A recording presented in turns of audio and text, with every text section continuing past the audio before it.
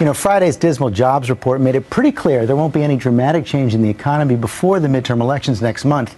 And both parties seem pretty committed to their talking points between now and the voting. But our next guest, Robert Reich, argues that the roots of our current economic crisis are deep. The ramifications could play out for decades. And he offers solutions that many will call radical. It's all in a new book called Aftershock, The Next Economy and America's Future. It's great to see you again. Good to see you, George. Bob. And, you know, we've been dealing with this crisis for at least 2 years now, going back to 2008. But you argue that its roots actually go back at least 30 years. Yes. In fact, 30 years ago, the typical male worker in this country was earning just about what the typical male worker is earning today, if you consider inflation. Flat. Absolutely flat. And, you know, typical families, beginning in the 70s and 80s, mothers, women went into paid work, and then everybody worked longer hours in the 90s.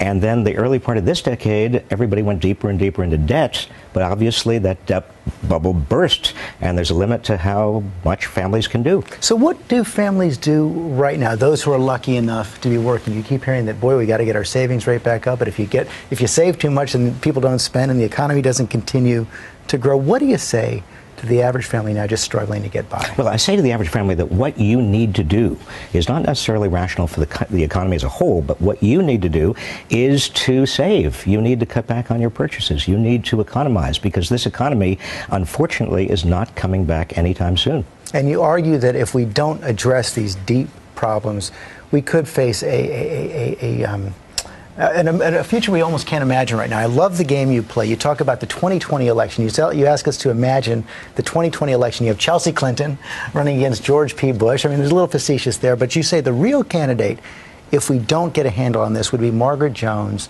the candidate of the Independence Party, which would be isolationist, anti-trade, anti-immigration, and would likely cause a collapse of the economy. Yeah, George, what I argue in the book, and the argument is really to people who are very well off today, is that you will be better off if you have a smaller share of a rapidly growing economy that produces a positive politics than if you have, as you do now, a large share of an economy that is really anemic and that is producing a very negative, angry politics. But your solutions go right into the teeth of the Tea Party. You call for what, a 55% income tax rate on the top 1%. You say Medicare for everyone. I can hear the commercials right now. You also want a carbon tax. I mean, they'll say this is exactly the problem with what's happening now. More government, more tax. No, actually, I come out in favor of lower taxes for the vast majority of people, and in fact, wage subsidies for most Americans, and free higher public education, and a lot of things that we can, as a country, do. The problem is that we are so skewed in terms of wealth and income and power right now in favor of people at the top that we can't do it. And George, when I say these things, you know, a lot of people accuse me of being a class warrior, but really, I'm a class warrior, W-O-R-R-I-E-R. Just worry. This is historic. I mean, we haven't had this degree of concentrated income and wealth in this country since 1928. And you know what happened in 1929. I mean, the Great Depression was directly the result of the middle class not having enough purchasing power to keep the economy going. We're back there again, I'm afraid. I also love how you ask people to take responsibility for themselves, and this fascinating idea of more cooperatives. Well, I think that in terms of what people can do themselves, people can form cooperatives. They can work with other people. They don't have to necessarily wait until they get the job or the old job back. I make a very important point for people, that they shouldn't take it personally. I meet all over the country people who have lost their jobs, and they say, "What did I do wrong?"